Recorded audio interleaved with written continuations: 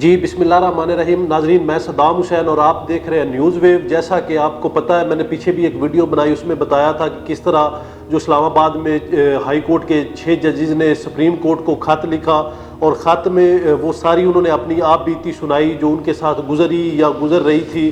तो जो उनके ऊपर दबाव था, जहाँ से दबाव था, उन्होंने सारा कुछ उस लेटर में लिखा कि जी हमारे साथ क्या हो रहा है। तो चूँकि सुप्रीम कोर्ट एक आला अदालत है, चीफ जस्टिस जो है उनके मतहत सारी अदलिया होती है, तो उन्होंने सुप्रीम कोर्ट को इसीलिए लेटर लिखा कि ताकि इसका कोई हल निकाला जा सके।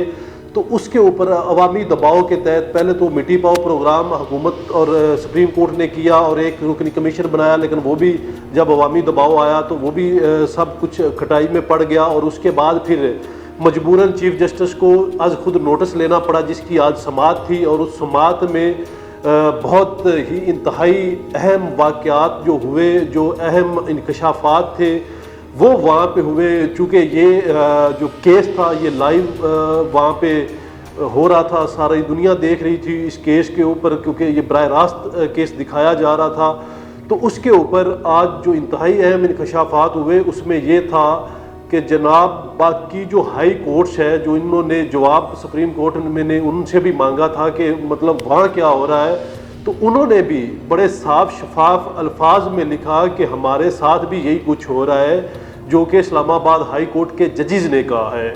तो ये जस्टिस मंसूर अली शाह जो कि सीनियर तरीन जज है, उन्होंने ये इस नुक्ता के ऊपर बात की कि ये सारी हाई कोर्ट्स का ही यही मुद्दा है कि जो उनके साथ हो रहा है, जो उनके ऊपर दबाव आ रहा है, जो उनके ऊपर प्रेशर आ रहा है, तो उसके ऊपर सारी बात करना चाहिए मंसूर अली शाह ने। लेकिन साथ बैठे चीफ जस्टिस ने कहा कि नहीं जी, सारी हाई कोर्ट्स नहीं है। वो क्या कहते हैं ना कि हाथी लांगी तो पूछल रह गया। वही गल हुई कि 3 हाई कोर्ट्स जो थी उन्होंने लेटर लिख दिए और जनाब चीफ जस्टिस कह रहे हैं कि जी नहीं, वो तो सिंध हाई कोर्ट, उन्होंने तो कुछ नहीं कहा ना, उन्होंने तो नहीं, वो रहेगी, उन्होंने ऐसा कुछ नहीं कहा। बहरहाल उनके जो पेशावर हाई कोर्ट, उन्होंने भी कहा जी हमारे जो पॉलिटिकल केसेस होते हैं उसके फैसलों के ऊपर हमें दबाव दिया जाता है, हमें प्रेशर डाला जाता है, अपनी मर्जी से फैसले लेने की कोशिश की जाती है। तो इसके ऊपर उन्होंने जो है वो बात की थी, इसके ऊपर उन्होंने ये चीज़ें की थी। बहरहाल इसका लुब्बे लबाब ये है अब कि chief justice of Pakistan justice Qazi Faez Isa इस वक्त नहीं चाहते कि वो इस फड्डे में पड़े, और वो चाहते हैं कि मैं अपने आप को बचाऊं और मैं जो ये ताकतवर कुर्सी है इसके ऊपर बैठा रहूं और मैं इस कुर्सी से ना उतरूं। चूँकि उनको आगे नज़र आ रही एक्सटेंशन कि शायद मुझे 2-3 जो ये एक जुडिशल बिल लाना चाह रहे हैं असम्बली में, उसमें उम्र बढ़ा देंगे और 3 साल की ऑटोमेटिक उनको एक्सटेंशन मिल जाएगी। तो वो जब तक इस्टेब्लिशमेंट नहीं चाहेगी या मतलब अदारे नहीं चाहेंगे तो तब तक वो हो नहीं सकती। तो इसलिए वो चूँकि ये सारा का सारा जो प्रेशर है, ये जो दबाव है, ये हमारी इस्टेब्लिशमेंट की तरफ से है, जिसकी वजह से सुप्रीम कोर्ट जो चीफ जस्टिस है वो इसमें नहीं आना चाहते। वो चाहते हैं कि बस जो मैं ताकत के नशे में बैठा हूँ इसी को इंजॉय करता रहूँ, और बस वो क्या कहते हैं, एक नीम हकीम जो होता है ना, जान का ख़तरा। तो ये इस वक्त चीफ जस्टिस साहब जो है वो सिस्टम के लिए ख़तरा बन चुके हैं। बस अपने अना के लिए, अपनी ताकत को बरकरार रखने के लिए, अपनी खुरसरी को बरकरार रखने के लिए इसके ऊपर मंसूर शाह ने खुल के बात की, या अफरीदी जो बेंच में नहीं थी उन्होंने इसके ऊपर खुल के जो है अपने जो उनके व्यूज़ थे उन्होंने खुल के वो बयान किए, और भी बाकी जो उसके ऊपर बात कर रहे थे। लेकिन चीफ जस्टिस साहब नहीं चाहते कि ये इस तरह मामला हल हो, वो बस मिठी पाओ प्रोग्राम करना चाहते हैं। लेकिन बाकी जो अदलिया है वो चाहती है कि इसके ऊपर एक ठोस इक़दाम किया जाए कि जिससे आने वाले वक्त में अदलिया के ऊपर जो प्रेशर आता है, अदलिया के साथ जो ब्लैक मेलिंग की जाती है, तो वो उनके साथ ना हो। जैसे मंसूर अली शाह ने फिर बात की थी, इसके ऊपर ही की थी कि लोगों की जब ज़ाती ज़िंदगी के ऊपर जब आप उनको बताएंगे कि आपके बच्चे कहाँ पढ़ते हैं, इस तरह की धमकियाँ लगाएंगे, तो यकीनन जजेस जो है वो प्रेशर में आएंगे।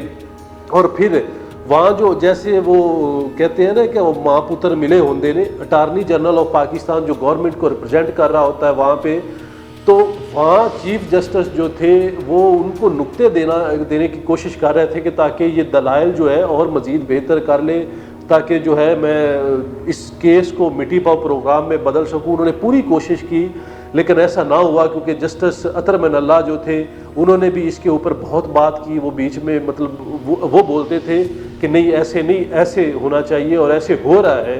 और वो इससे पहले भी अतरमन अल्लाह साहब खुल के बात करते, बल्कि मंसूर अली शाह ने तो कहा कि जनाब जब मैं लाहौर हाई कोर्ट का चीफ जस्टिस था तो कभी भी उसके हमारे काम में मुदाखलत नहीं होती थी, कभी हमारे काम में प्रेशर नहीं डाला जाता था। अतरमन अल्लाह की कोर्ट भी थी, उन्होंने भी इसके ऊपर खुल के बात की, और जब चीफ जस्टिस बोलते थे वो अतरमन अल्लाह उसकी करेक्शन भी कर रहे थे।